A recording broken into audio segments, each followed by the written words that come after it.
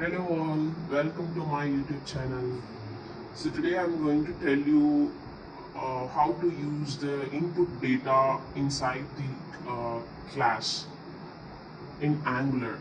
So it's just this two-line code that's needed for this video, and then this and all is I just made it for my purpose, so you can ignore that.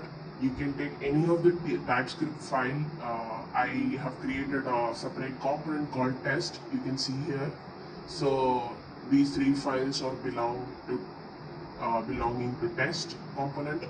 So you can see the TypeScript file of test. I'm having all these codes inside. So normally how to use the input data is we will save it inside the variable. So that's what we're going to do here as well. So here you can see I have one input text box, which is this one, input text box, and this one is the default one I am having for my purpose. And then I have one button called log, you can see here.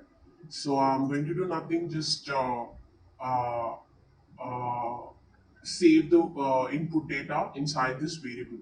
So this is the syntax for that hashtag, and then whatever name you want to give it to the data you're fetching. So input data, and then when I'm clicking that log button, I have to perform this action. So this is a function, I made it for that purpose, log data. So whatever data I get, I am fetching the value of the data. So log data, which is having only one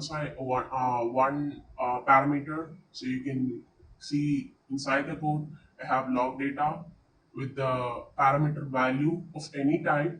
So not going to perform any action, just going to log the input value in the console, right? So this value is been passed here, right, as input data. So this is it. You can see inside the code, I can type anything, and if I click log, the value of that uh, input will be logged in the console, right? Thank you. Please subscribe to my channel.